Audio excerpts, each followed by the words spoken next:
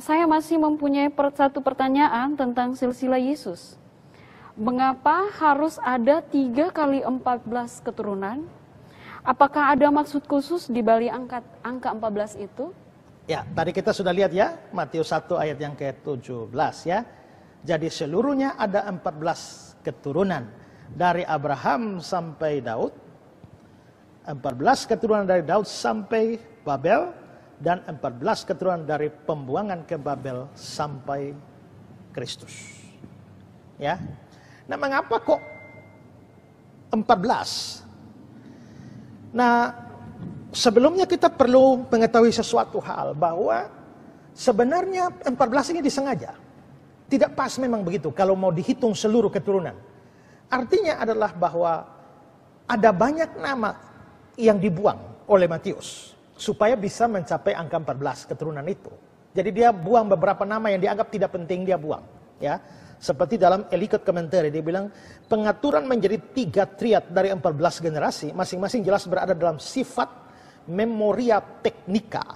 Periode yang dianut oleh ketiga kelompok itu dapat dicatat memiliki panjang yang sangat tidak sama.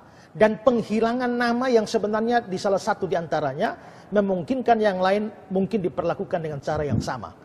Jadi maksudnya adalah bahwa silsilah detailnya tidak sama 14 generasi.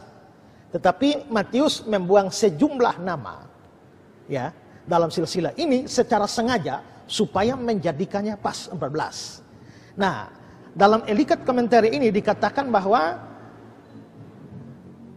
berada dalam sifat memorika technica. Ya. Nah, apa itu sifat memorika technica? Ada keterangan dari Albert Barnes begini.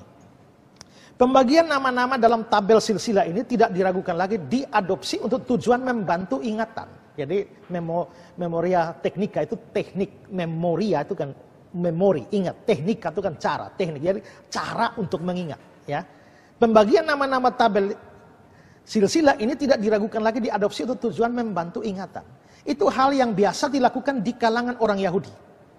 Dan contoh serupa lainnya dipertahankan. Orang-orang Yahudi tidak memiliki banyak buku selain perjanjian lama. Dan mereka hanya memiliki sedikit salinan di antara mereka. Dan yang terutama di sinagog mereka. Karena itu mereka secara alami akan menyusun rencana untuk menjaga ingatan akan fakta-fakta utama dalam sejarah mereka. Salah satu metode untuk melakukan ini adalah dengan membagi tabel silsilah menjadi bagian-bagian yang panjangnya sama untuk disimpan dalam memori. Ini akan sangat memudahkan mereka dalam mengingat nama-nama. Seorang yang ingin mengenang nama-nama resimen tentara secara alami akan membaginya menjadi pasukan dan peleton. Dan ini akan sangat memudahkan pekerjaannya. Tidak diragukan lagi, inilah alasan dalam persoalan yang kita hadapi ini.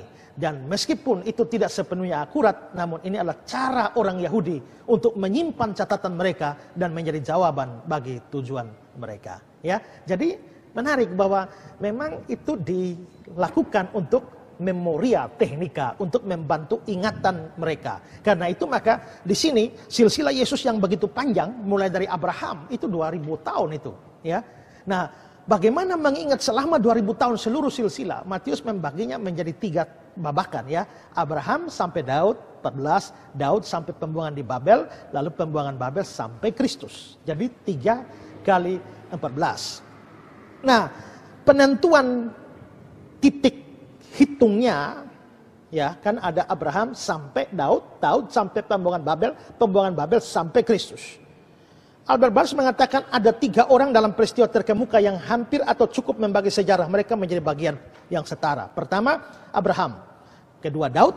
Ketiga adalah penawaran Babel.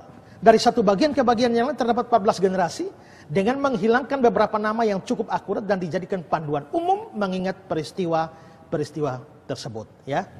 Nah, tapi kenapa sampai 14 ya? Kok kenapa tidak 11, kenapa tidak 10? Nah, ini memang menjadi sesuatu yang unik kalau kita memang melihat nama Daud. Daud. Kalau dalam bahasa Ibrani ditulis Daud.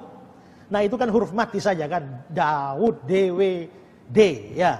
Daud itu dan angka ekuivalennya itu adalah sama seperti kita ya. A1, B2, C3. Nah, maka dalam perhitungan-perhitungan itu angka atau huruf D itu adalah 4, lalu W itu adalah 6 dalam abjad itu mereka ya, sehingga 4 tambah 6 tambah 4 sama dengan 14. Jadi Daud itu jumlah angkanya itu adalah huruf matinya itu adalah 14. Dan karena itu maka seperti tadi saya katakan Daud mendapat tekanan khusus, maka 14, 14, 14. Nah itu ada suatu gaya tulis yang cantik yang dimainkan oleh Matius di dalam penulisan Injilnya ya. Nah mungkin ada sesuatu yang menarik yang saya perlu berikan di sini terkait ada komentar dari Henry. Henry mengatakan begini. Kita mendapati ringkasan umum dari seluruh silsilah ayat 17 yang diringkas menjadi 3 kali 14 yang ditandai dengan periode-periode yang luar biasa. Dalam periode 14 generasi pertama kita melihat terbitnya keluarga Daud yang bagaikan fajar mereka. Dalam periode 14 generasi kedua kita melihat tumbuh subur dalam puncak kemasyhuran. Dan dalam periode yang ketiga kita melihat mengalami kemerosotan dan semakin mundur dan mundur hingga mengecil menjadi keluarga tukang kayu yang miskin. Dan setelah itu Kristus bercahaya di situ dan menjadi kemuliaan bagi umatnya Israel.